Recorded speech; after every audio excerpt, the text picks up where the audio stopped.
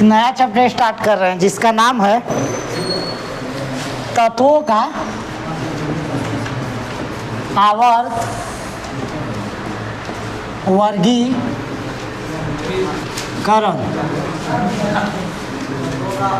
बड़ा लेट करके आ रहा है बबुआ, सो जा रहा है। तत्वों कितना टाइम हो गया जी? तत्वों का आवर्त वर्गीकरण, क्लासिफिकेशंस ऑफ एलिमेंट्स। ये कहो तो केमिस्ट्री का रीढ़ के हड्डी है। जे करी समाप्त ओकर केमिस्ट्री है समाप्त। अब अभी मैट्रिक तक नहीं केमिस्ट्री का मोल समझ में लगता है, मैट्रिक के बाद इसका मोल ज़्यादा समझ में आएगा। आईएससी में अगर जो हमको लगता है सबसे भारी सब्जेक्ट किसी का होता है तो बन जाता है तुम्हारा केमिस्ट्री ही बन जाता है। इसलिए ये चैप्टर बहुत हला ना करो, कीमती है आप लोग के लिए। इसमें मान लीजिए कि एगो दुकान मान लो कि दुकान में अलग अलग प्रकार के सामान रहता बहुत सारा। जैसे मान लो कि साबुन है तो साबुन का कई प्रकार है, कई प्रकार के साबुन है। शैम्पू है तो कई प्रकार के शैम्पू है।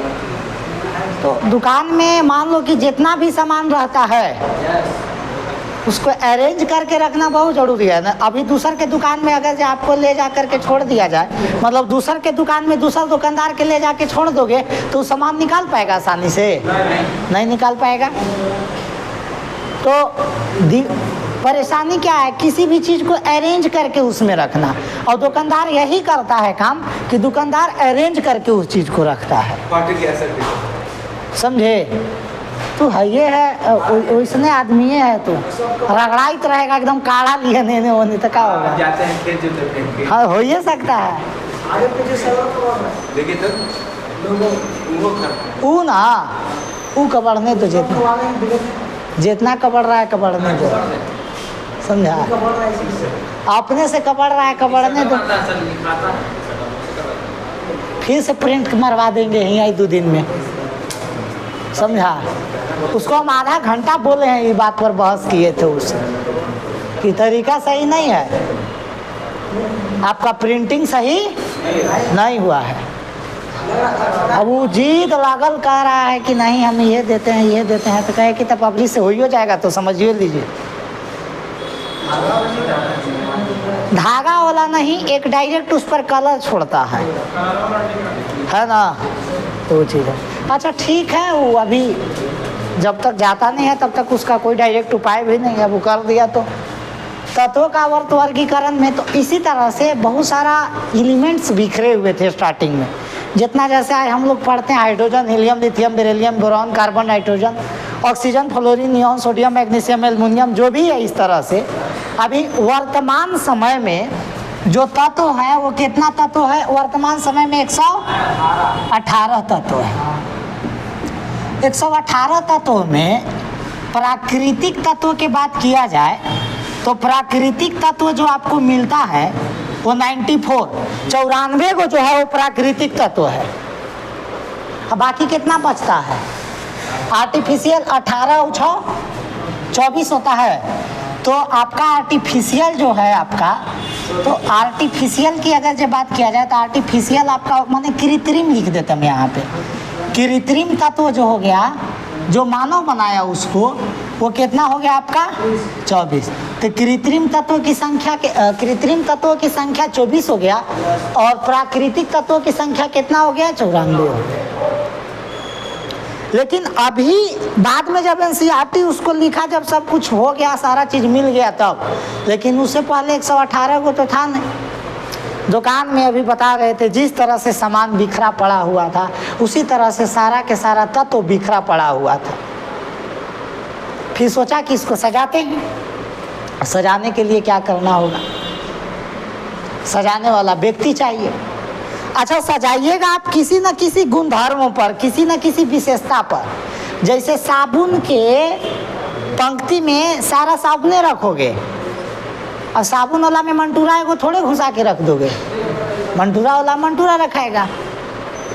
तो एक व्यक्ति हुआ करते थे जिनका नाम था, मतलब वैज्ञानिक हुआ करते जिनका नाम है डॉबे राइनर।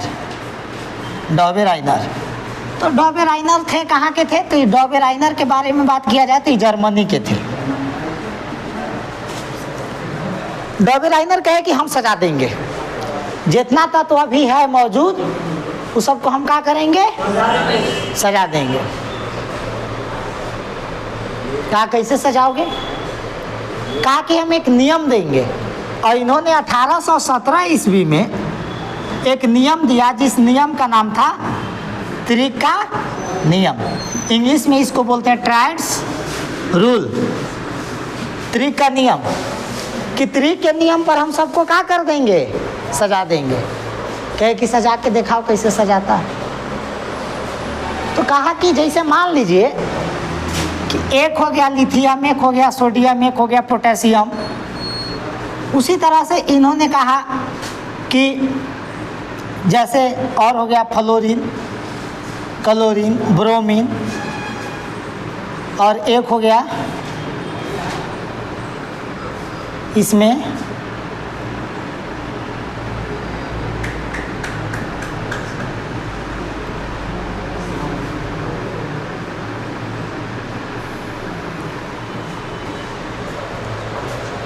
इस तरह से इन्होंने एक अतिरिक्त का लिया। जैसे ये तीन तीन को दिख रहा है तुम लोग के, लिथियम, सोडियम, पोटेशियम। डॉबेराइनर बोले कि जैसे लिथियम के आप परमाणु द्रव्यमान ले लीजिए, परमाणु भार ले लीजिए, लिथियम के परमाणु भार ले लीजिए, सोडियम का परमाणु भार ले लीजिए और पोटेशियम का परमाणु भार ले लीजिए। अब कहे कि लिथियम के अगर जो परमाणु भार के बारे में बात किया जाए तो कितना होता है? 7। और सोडियम के परमाणु भार कितना होता है? 23। और पोटेशियम के परमाणु भार कितना होता है? 39। एक तो होता परमाणु संख्या, एक परमाणु भार। परमाणु संख्या लगभग सबके कम बेसी याद होता है, लेकिन परमाणु भार सबको याद नहीं होता। तो डॉबेराइनर कहे कि हम त्रिक के नियम देते हैं। उस त्रिक के नियम में 3 तत्व होगा। कितना तत्व होगा? 3 तत्व। 3 तत्व होगा, इसीलिए कौन सा नियम होगा? त्रिक का नियम। इस त्रिक के नियम में पहले तत्व एवं तीसरे तत्व, यानी पहले तत्व कौन सा हो गया? लिथियम, और तीसरे तत्व कौन सा हो गया? पोटेशियम। ये दोनों के जोड़ दीजिए और 2 से क्या कर दीजिए? भाग मार दीजिए। यानी पहले तत्व के परमाणु भार और तीसरे तत्व के परमाणु भार, ये दोनों के जोड़ करके और 2 से भाग मार दीजिए। तो जो निकल के आएगा संख्या वो बीच वाला तत्व के परमाणु भार के बराबर होगा। अब इसको डिफिनेशन में हम कैसे लिखेंगे? तो डिफिनेशन में लिखेंगे कि डॉबेराइनर के नियम के अनुसार, डॉबेराइनर ने अपने नियम में त्रिक का नियम दिया। उन्होंने यह बताया कि पहले तत्व एवं तीसरे तत्व का माध्य निकालने पर जो भी परमाणु द्रव्यमान आता है वो मध्य वाले तत्व के परमाणु द्रव्यमान के बराबर होता है। क्या बोले? डॉबेराइनर के नियम के अनुसार, यानी कि त्रिक के नियम के अनुसार पहले तत्व एवं तीसरे तत्व के परमाणु भार का माध्य, माध्य का मतलब होता है दोनों के जोड़ करके, दूगो है तो दोनों के जोड़ के 2 से भाग दे दीजिए। माध्य निकालने पर बीच वाले तत्व के परमाणु भार के बराबर होता है। अब मान लीजिए कि इसका कितना हो गया? 7, और पोटेशियम का कितना हुआ? 39। अभी कितना से मार दिए भाग? 2 से। अब 39 में 7 अगर जो जोड़ेंगे तो कितना होता है? 46। और 46 में 2 से भाग मारेंगे तो 23। क्या बताइए बीच वाला के बराबर हुआ कि नहीं हुआ? हो रहा है 23 ना। लगभग इस सब में भी गए। कैल्शियम हो गया, यहाँ कार, स्कूटर, बाप, राजीव वाला जो था, फ्लोरीन, क्लोरीन, ब्रोमीन, आयोडीन, एस्टेटिनम। अब डॉबेराइनर के कहानी हो गया खत्म। डॉबेराइनर हो गया स्थिर, कहे कि अब हमरा बस के बात नहीं है। एक और व्यक्ति आते हैं, समझे? और वो जो व्यक्ति आए उनका नाम है न्यूलैंड्स। उनका क्या नाम है? न्यूलैंड्स। न्यूलैंड्स जो था वो बड़ा एकदम संगीत प्रेमी आदमी, गाना वाना सुनते रह रहा होगा, रियाज उवाज कर रहा होगा। उधर से आया न्यूलैंड्स, और न्यूलैंड्स जो थे, अब हम न्यूलैंड्स के बारे में थोड़ा सा लिख दे रहे हैं कि न्यूलैंड्स जो थे वो कहाँ के थे भाई? तो न्यूलैंड्स इंग्लैंड के। न्यूलैंड्स कब आए? तो न्यूलैंड्स आ जाते हैं 1865 में। ठीक है, ये कहाँ के हैं? तो ये है आपका इंग्लैंड के। अच्छा, इन्होंने किसका नियम दिया? तो इन्होंने इंग्लैंड का, और ये दिए अष्टक का नियम। अष्टक का नियम, अष्टक नियम, अष्टक नियम दिए। अष्टक नियम में क्या मतलब? संगीत प्रेमी का मतलब इन्होंने तत्वों को सजाया जैसे भारतीय संगीत प्रणाली में राग अलोपने के लिए बनाया गया है, जैसे सा, रे, गा, मा, प, द, नी, सा, रे, गा, मा, प, द, नी, फिर से स्टार्ट होता है सा। समझे? तो कहेगा कि जैसे संगीत के जो सातों सुर है ना, सा, रे, गा, मा, समझा ना, प, द, नी, सा, फिर से सा। रियाज जो करता है, रियाज जो करता है, अच्छा, रियाज करने वाला एकदम मस्त हो जाता है। एक व्यक्ति हुआ करते थे, रियाज करते थे, और रियाज ऐसे, इसमें ये जो उंगली है ना, ये उंगली में ऐसे ऐसे ऐसे ऐसे करके करते रहते, घंटों करते रहते, इतना करते कि उनका जब ब्लड आने लगता था, इसमें जब चिप चिप लगने लगता था, तब उनको रियलाइज होता था कि अरे बाप, हम तो खो गए। 8-8 घंटा, 6-6 घंटा, 9-9 घंटा रियाज में मस्त हैं।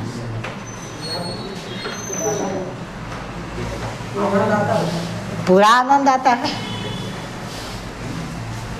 रेडियो पर देखे हो, सुने, वैसे मिलता है। इन्होंने कहा इनके समय मौजूद तत्व थे 56। कितना तत्व था इनके समय? 56 तत्व उस समय थे, जब न्यूलैंड्स क्या कर रहे थे? सजा रहे थे। कहे कि देख भाई, अब ऐसे नहीं होगा। मान लो कि हम पहला तत्व जो यहाँ रखे ना, जो भी मेरा पहला तत्व, दूसरा तत्व, तीसरा तत्व, चौथा तत्व, पांचवा तत्व, छठा तत्व और ये सातवां तत्व, फिर यहाँ होगा आठवां तत्व, नौवां, माने जो भी इसके स्थान पर आएगा, 10वां, 11, 12, 13, 14। कहे कि न्यूलैंड्स के नियम के अनुसार, न्यूलैंड्स के नियम के अनुसार, न्यूलैंड्स ने उस समय मौजूद सभी तत्वों को भारतीय संगीत प्रणाली सारे गामा पद निशा पर सजाने का कोशिश किया। इसमें हुआ का कि उन्होंने बताया कि पहले तत्व का समान, पहले तत्व का गुणधर्म या समानता 8वें तत्व से मैच करता है। यानी सा से अगर जो शुरू करे, सा पहला नंबर पर है तो फिर से सा 8वां नंबर पर पढ़ रहा है कि ना? और अगर जो रे पहला नंबर पर देखे तो फिर से दोबारा घूम के रे 8वें नंबर पर आएगा। जैसे यहाँ से शुरू करेंगे रे 1 2 3 4 5 6 7 8, यानी पहले तत्व के समानता 8वें तत्व से। तो इन्होंने यही कहा कि जितना है ना, मान लो कि इसका जो काम है, पहला तत्व के काम है कि मलेरिया के दवाई में इसको खिला दोगे तो मलेरिया के इलाज बढ़िया हो जाएगा, तो उसका 8वां तत्व भी मलेरिया के इलाज बढ़िया होने के लिए होगा। यानी गुणधर्म क्या कर रहा है? मिल रहा है। और इन्होंने ऐसा ही दिमाग लगाया और सफल हो रहे थे, बड़ा खुश थे।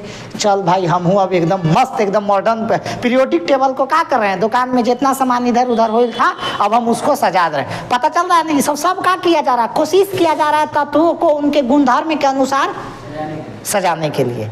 पहला डॉबेराइनर साहब सजा पाए, फेल हो गए, त्रिक के नियम दिए। अब ये का के नियम दे रहे हैं? अष्टक का नियम।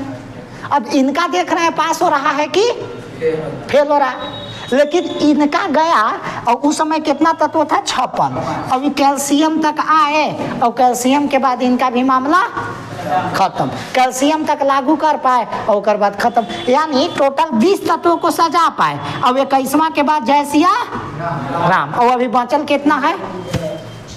मतलब 56 गो में बाकी जितना है वो अभी, हाँ, वही 36 गो अभी बचा ही हुआ ही है। तो बताइए कि न्यूलैंड्स भी क्या हो गए? फेल हो गए। लेकिन एग्जाम में पूछता है कि न्यूलैंड्स ने कौन सा सिद्धांत दिया? अष्टक का सिद्धांत दिया, अष्टक का नियम दिया। अष्टक के नियम के अनुसार उन्होंने उस समय मौजूद सारे तत्वों को सारे गामा पद निशा पर सजाया। उसमें उन्होंने बताया कि पहले तत्वों के समानता 8वें तत्वों से मेल करता है, लेकिन ये जो उनका बात लागू कहाँ तक हो पाया, कैल्शियम तक ही लागू हो पाया। उसके बाद ये सारा बात उनका रद्द हो गया। तो न्यूलैंड्स का भी कहानी खत्म। न्यूलैंड्स कहाँ के थे, इंग्लैंड के। इन्होंने अपना नियम कब लाया, 1865 में, समझे। अष्टक का नियम 56 तत्व उस समय मौजूद थे। अब हम इसके बारे में अगर जो बात किया जाए तो मिटका दें, लिखना चाह रहे हैं, लिख लीजिए, थोड़ा सा लिख लो। डॉबेराइनर किसका नियम दिए, डॉबेराइनर त्रिक। न्यूलैंड्स किसका नियम दिए, अष्टक का नियम दिए। दूगो याद हुआ। न्यूलैंड्स कहाँ के था, इंग्लैंड के कि जर्मनी के, जर्मनी, सॉरी डॉबेराइनर के बारे में दिमाग में, हाँ ठीक है, सही बोले। डॉबेराइनर कहाँ के थे, जर्मनी के। डॉबेराइनर उन्होंने कब दिया, 1817 में। कौन सा नियम दिए थे, कौन सा नियम, त्रिक का नियम। पास हुआ कि फेल हो गए, फेल हो गए। कितना नंबर से फेल हुए, पता नहीं कितना नंबर से फेल हुए, समझे ना। लेकिन न्यूलैंड्स कौन सा नियम दिए, अष्टक का नियम। अष्टक का नियम उन्होंने कब दिया, 1865 में। वो कहाँ के रहने वाले थे, इंग्लैंड के रहने वाले थे। इनके समय, उस समय ज्ञात तत्वों की संख्या कितना था, 56। लागू कहाँ तक हो पाया था, वैसे नंबर नहीं याद रखना है, कैल्शियम तक, समझे ना। कहाँ तक लागू हो पाया, कैल्शियम तक, समझे। उसमें काउंट करोगे तो 20 नंबर पर ही आपका पड़ जाएगा। अब हम इसको क्या कर देते हैं, मिटा देते हैं। अब ये सब गया तो कोई ना कोई आएगा ना, हो ठीक है। एगो और व्यक्ति आता है, कहता है कि तुम लोग से नहीं होगा, साइड हो। अब हम आते हैं, और इनका नाम था बबुआ का नाम था, इनका नाम था मेंडलीफ। क्या नाम था, मेंडलीफ। मेंडलीफ है 1869 ईस्वी में, ठीक है। मेंडलीफ का 1869 ईस्वी में। और इस समय तत्वों की संख्या लगभग कितना हो गया, लगभग का एग्जैक्ट 63, ठीक है। इस समय तत्वों की संख्या हो गया था 63। पहला जो वैज्ञानिक गलतियां कर रहा था, उस गलतियां को इन्होंने सीखा, गलतियों से इन्होंने सीखा मेंडलीफ ने, कि हम अगर से कभी त्रिक का नियम तो कभी ऑर्केस्ट्रा के नियम लेके आए तो बनने वाला नहीं है। इन्होंने एक अलग से दिमाग लगाया, कहा कि सब पहले क्या किए कि वो कागज लिए, कैंची लिए, और पूरा एकदम छोटा छोटा टुकड़ा काट दिए, और सब पर जितना उस समय 63 को था तो 63-65 को काटेंगे टुकड़ा, और सब पर क्या किए ना कि नाम लिखे, जितना तत्व था सब पर नाम लिखे। और तत्व का परमाणु भार क्या लिख दिए, परमाणु भार। तो परमाणु भार के आवर्त फलन होते हैं, इन्होंने ही नियम दिया था, आवर्त फलन होते हैं। ये क्या होता है, मतलब इन्होंने कहा कि देखो भाई, जितना अभी सूत रहा है जी, हाँ नींद आ रहा है तुमको एकदम पूरा एकदम सट रहा है। सुनो देखो, परमाणु देखो तू, अच्छा ठीक रहने दो, तुम लोग ही देख लेना कुछ देरी के बाद। हाँ, हम बार बार देख रहे हैं, और जब हमरा देखता है ना तो चलो कोई, अभी परीक्षा देवे में थक जा रहा है थोड़ा तो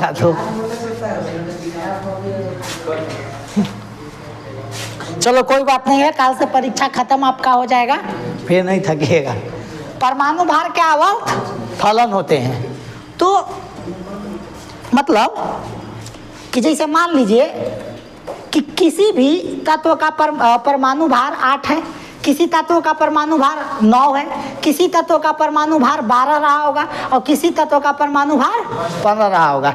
इस तरह से परमाणु भार क्या हो रहा है, बढ़ रहा है। तो इन्होंने कहा कि सबसे पहले सबसे कम परमाणु भार वाला के रखेंगे, उसके बाद उससे ज़्यादा परमाणु भार वाला के रखेंगे, उसके बाद उससे ज़्यादा परमाणु भार वाला के रखेंगे, फिर मतलब माने कम से बेसी, ठीक है। इन्होंने आरोही क्रम में, असेंडिंग ऑर्डर में सजाना शुरू कर दिया।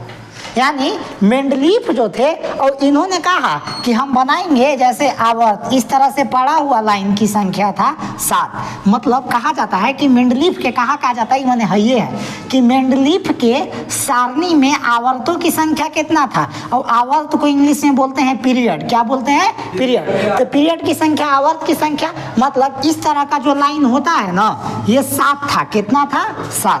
तो आवर्त की संख्या 7 था।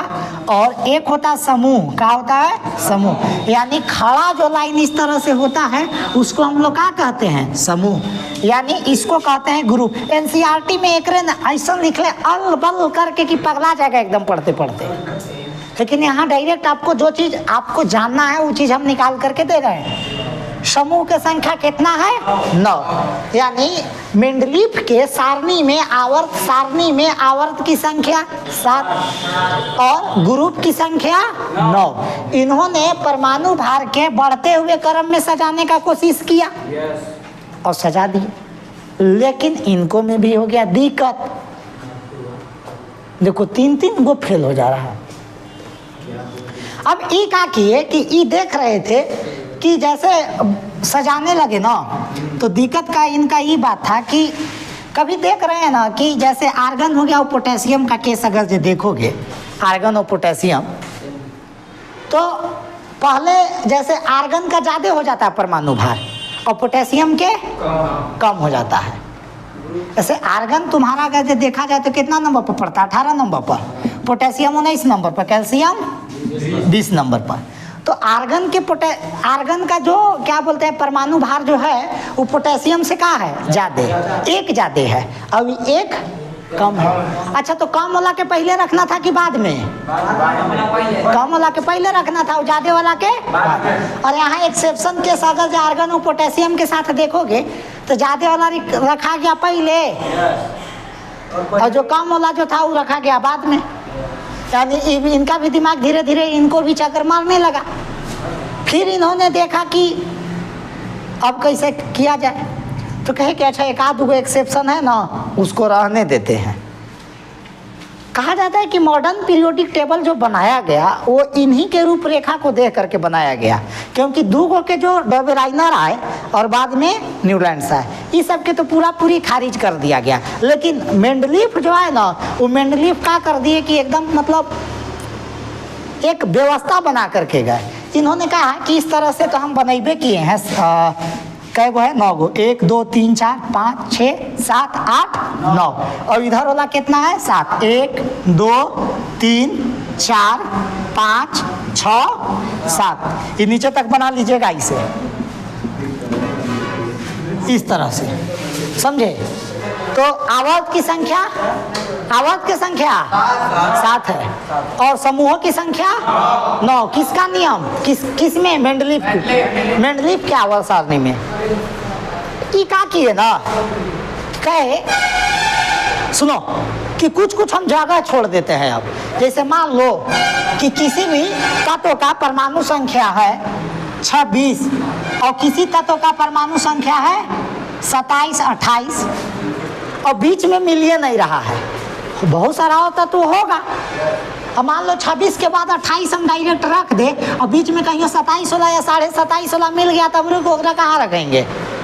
फिर गड़बड़ हो जाता। तो ये किए का कि जहाँ पे संभावना बन रहा था वैसे जगह को उन्होंने खाली छोड़ दिया। क्या कर दिया? खाली छोड़ दिया। तो ये तो सही काम हुआ। इन्होंने कुछ स्थान को खाली भी छोड़ा,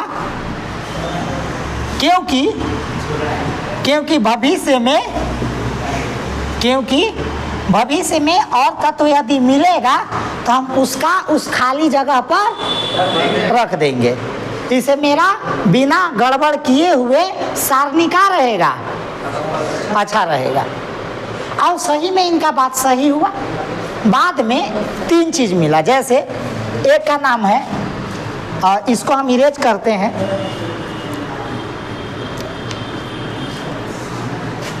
एक का नाम है एका बोरॉन, एका एल्यूमिनियम, एक का एल्यूमिनियम, एक का सिलिकॉन, एक का सिलिकॉन। अब इस सब के देखो उस समय नाम था, उस समय रखा गया था एक का बोरॉन, एक का बोरॉन, एक का एल्युमिनियम, एक का सिलिकॉन। वर्तमान में एक का बोरॉन जो नाम सुन रहे हो, एक का बोरॉन क्या है? तो एक का बोरॉन वर्तमान समय में है स्कैंडियम। क्या है? स्कैंडियम। और स्कैंडियम 21 नंबर पर आता है। कैल्शियम, स्कैंडियम, वेनेडियम, इस तरह से। और एक का एल्यूमिनियम जो है वो वर्तमान समय में गैलियम नाम से जाना जाता है। याद करा, गैलियम के जब हम हाथ में रखत हलिए तो गैलियम का पिघल जाइत हलिन हो। और कौन सा धातु है जिसको हथेली पर रखते हुए आसानी से पिघल जाता है? गैलियम। उसी से हम बताए थे ना, ठीक है। तो ये कौन सा हो गया? गैलियम। और ये जो एका सिलिकॉन के नाम से जो जाना जाता है वो कौन जाना जाता है? जर्मेनियम। अब एग्जाम में सीधे पूछेगा ना, तो कौन सा तत्व है जिसे एका एल्युमिनियम के नाम से जाना जाता है? तीन चार को बिना पढ़ले तुमको लग रहा है ऐसा में तुमको लगेगा, तुमको गलती लग जाएगा। एका बोरॉन, स्कैंडियम, एका एल्युमिनियम, गैलियम, एका सिलिकॉन, जर्मेनियम। मतलब कि जस्ट बोरॉन के जो है आपको अगर जो मॉडर्न पीरियोडिक टेबल में देखोगे ना तो जस्ट उसके पीछे मिलता है ये सब। तो बाद में मिलने वाले मतलब मेंडलीफ जिस तत्व का भविष्यवाणी किए थे उसमें 3 तत्व स्कैंडियम, गैलियम और जर्मेनियम मिले। एका बोरॉन, स्कैंडियम, एका एल्युमिनियम, गैलियम, एका सिलिकॉन, जर्मेनियम नाम से। इनका क्यों खारिज हो गया? क्योंकि पहला बात कि एक बताए कि आर्गन और पोटेशियम को व्यवस्थित नहीं कर पाए उचित ढंग से। दूसरी चीज हाइड्रोजन को इन्होंने एक निश्चित जगह नहीं दे पाए, ठीक है। तो इन्होंने हाइड्रोजन को भी एक निश्चित जगह नहीं दे पाए, हाइड्रोजन के बारे में नहीं सोचे। हाइड्रोजन ब्रह्मांड में सबसे ज्यादा ज्वलनशील गैस है, समझे। ब्रह्मांड में सबसे ज्यादा ज्वलनशील गैस हाइड्रोजन है और हाइड्रोजन पर इन्होंने चर्चा नहीं किया, उसका जगह नहीं दिए स्पेशल। आर्गन और पोटेशियम को देख रहे हैं कि बढ़ते हुए परमाणु द्रव्यमान पर सजाना है, लेकिन कम वाला पहले हो गया और कम वाला बाद में हो गया और ज्यादा वाला पहले हो गया। यानी 20 जो है वो 21 के स्थान पर चल गया, 20 के स्थान पर। इस तरह से दिक्कत हो रहा था और बाद में इन्होंने देखे कि दू को एक ही साथ रख दे रहा था, फिर दिक्कत हो गया और इनका भी कहानी खत्म हो गया। लेकिन इनके आधुनिक सारणी से वैज्ञानिकों को सीखने के लिए मिला। इनके समय ज्ञात तत्वों की संख्या कितना था? 63। ये कब लेकर के आए? नियम 1869 में। इन्होंने बताया कि परमाणु भार के आवर्त फलन होते हैं, जितना भी तत्व होता है उसको हम सजा देंगे, बढ़ते हुए परमाणु द्रव्यमान के अनुसार का काम हो जाएगा। देखो परमाणु भार लिखे हैं, परमाणु संख्या परमाणु भार में अंतर होता है। परमाणु भार का मतलब परमाणु द्रव्यमान।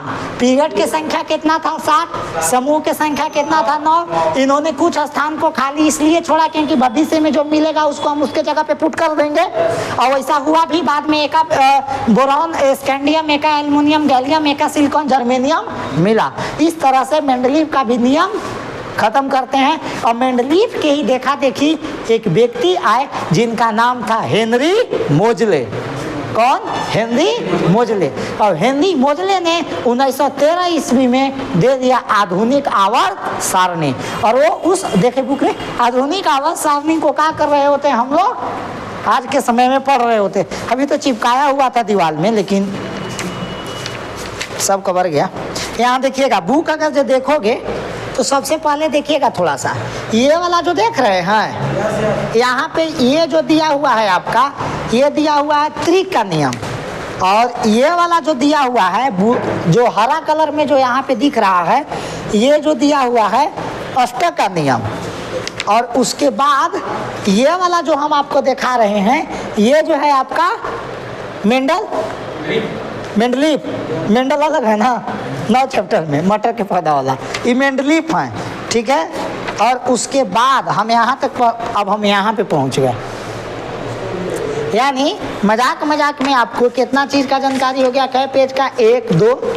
अच्छा, ये हम दौरी दुकान जो बोल रहे थे इसमें लिखल है, पढ़ के देखेगा तब ना।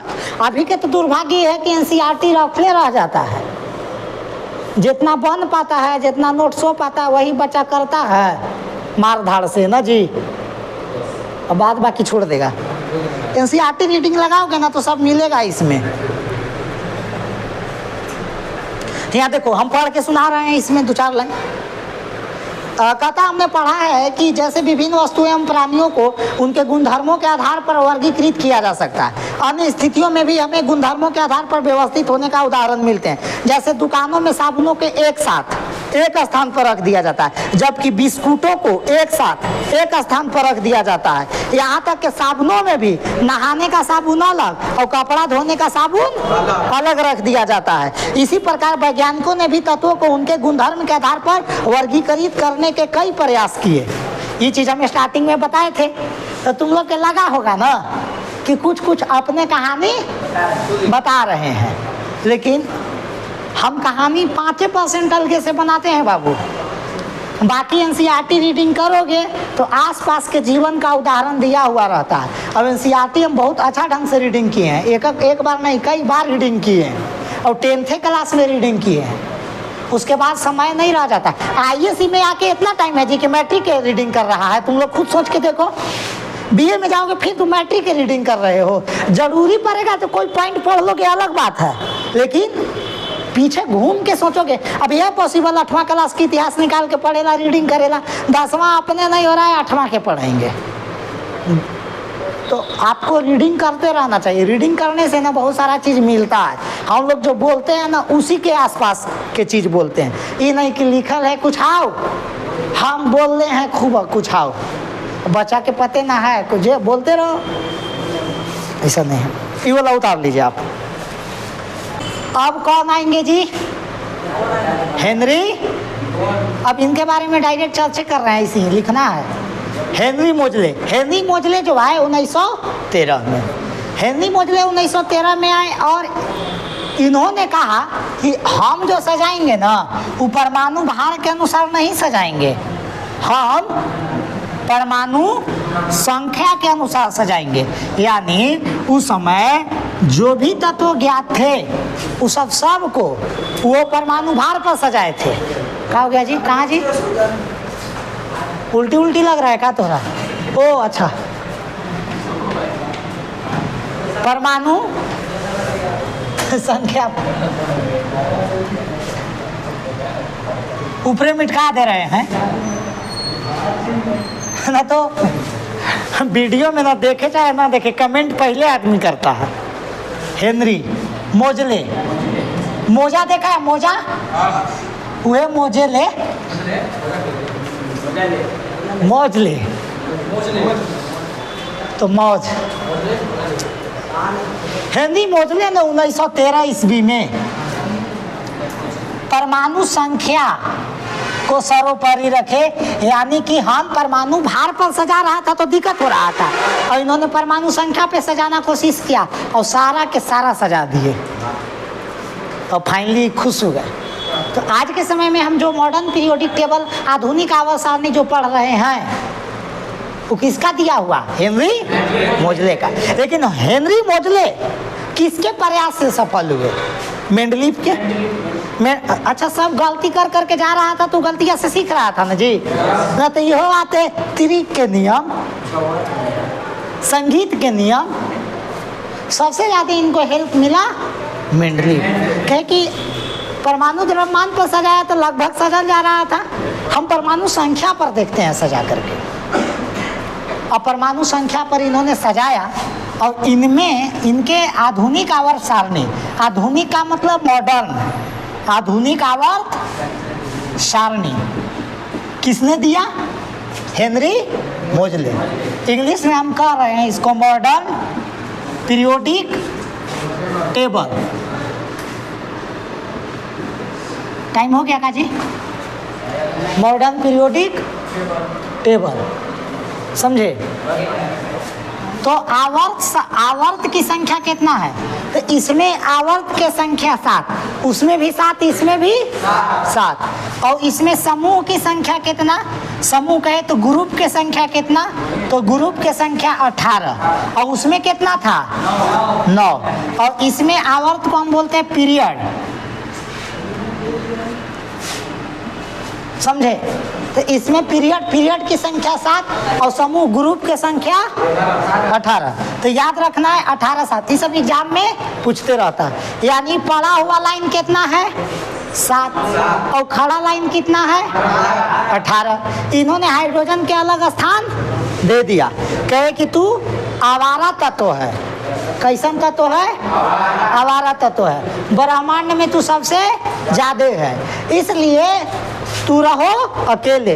इसलिए हाइड्रोजन देखोगे कि बेचारा अकेले है यहाँ पे, और उसके नीचे से फिर क्या होगा? इसे दूसर का लाइन, तीसर की हम बनाने सिखा देंगे। मॉडर्न पीरियोडिक टेबल तो पूरा छाप लोगे, समझे? इस तरह से तो ये पहला हो गया, ये दूसरा, तीसरा, समझे? फिर चौथा, पांचवा, इस तरह से चलेगा। अब फिर इधर आएगा इसे ए ब्लॉक वाला छठा, सातवां। तो इसमें ब्लॉक है, आपको हम बता दें आधुनिक आवर्त सारणी में, आधुनिक आवर्त सारणी में 4 ब्लॉक। कितने ब्लॉक हैं? 4 ब्लॉक। 4 ब्लॉक। सबसे पहला एस ब्लॉक, पहले सुने होंगे, आज से 10,000 साल पहले बताए थे। एस ब्लॉक, एस ब्लॉक में इलेक्ट्रॉन की संख्या होता है 2। कितना होता है? 2। उसके बाद एक पी ब्लॉक होता है, पी ब्लॉक में होता है आपका 6, समझे? और डी ब्लॉक में होता है आपका 10, और एक और ब्लॉक होता है जो होता है एफ ब्लॉक। ए ब्लॉक में होता है 14। यानी एस ब्लॉक में इलेक्ट्रॉनों की संख्या 2, पी ब्लॉक में 6, डी ब्लॉक में 10 और एफ ब्लॉक में 14। मॉडर्न पीरियोडिक टेबल अगर जो आप निकालिएगा तो देखिए, हम दिखाते हैं। अभी तो उधर तो दिखेगा नहीं तुम लोग के, है नहीं है तो दिखेगा, काफी तो कबड़ गया है। यहाँ पे देख रहे हैं स्टार्टिंग में जो 2 ग्रुप है ना, स्टार्टिंग में जो पहला और दूसरा ग्रुप है, ये एस ग्रुप होता है, एस ब्लॉक होता है ग्रुप ना। कौन सा? S block. यानी पहला और दूसरा ग्रुप को किस नाम से जानते हैं? कौन ब्लॉक? एस माने 17वां ब्लॉक, समझे? और इधर जो है आपका, ये आपको 13 से लेके 18 तक जो शुरू होता है, 13, 14, 15, 14 के बाद 15 है ना, 16, 17, 18, ये जितना ब्लॉक, ये जितना ग्रुप बताए वो कौन ब्लॉक में आएगा? पड़वा ब्लॉक, पाटन ब्लॉक, समझा ना? तो ये हो गया पाटन ब्लॉक है, ये है पड़वा ब्लॉक है कि ना पता नहीं है। तो ये हो गया पाटन ब्लॉक, एगो 17वां ब्लॉक पाटन ब्लॉक। और बीचवा में कहाँ से 3 से लेकर के 12 तक जो आएगा वो डी ब्लॉक, और डी से डाल्टनगंज ब्लॉक। कहे छोड़ेंगे इसको जी, समझे? और लास्ट में जो 2 दिख रहा है नीचे, इसको कहते एफ ब्लॉक, फतेहपुर ब्लॉक, समझे? ठीक है। तो मॉडर्न पीरियोडिक टेबल में ब्लॉक की संख्या कितना है? 4। S block, P block, D block, A block. S block में एक ग्रुप 1 और ग्रुप 2, पी ब्लॉक में 13 से लेके 18 तक, और डी ब्लॉक में 3 से लेके 12 तक, और ए ब्लॉक में ग्रुप नहीं, सिर्फ आवर्त ले लेना इधर, समझे ना? अब हम जो अगले क्लास में कल जो चर्चा करेंगे वो मॉडर्न पीरियोडिक टेबल का पोस्टमार्टम करेंगे। यानी इसके बारे में पूरा हम जानेंगे, इसको कैसे छापेंगे, इसको कैसे, इस पर किसको हम लोग अल्कली मेटल कहते हैं, किसको अल्कली अर्थ मेटल कहते हैं, कौन सा हैलोजन इसमें है, कौन सा मेटल है, किधर नॉन मेटल है, किधर सेमीकंडक्टर्स है, किधर रेडियो एक्टिव तत्व है, सारे के सारे के बारे में चर्चा करेंगे। कौन सा तत्व कौन सा वर्ग में पड़ता है, कौन सा अवर्ग में पड़ता है, इन सभी पर चर्चा करेंगे। आज का क्लास यहीं तक रखते हैं, तब तक के लिए सभी को धन्यवाद।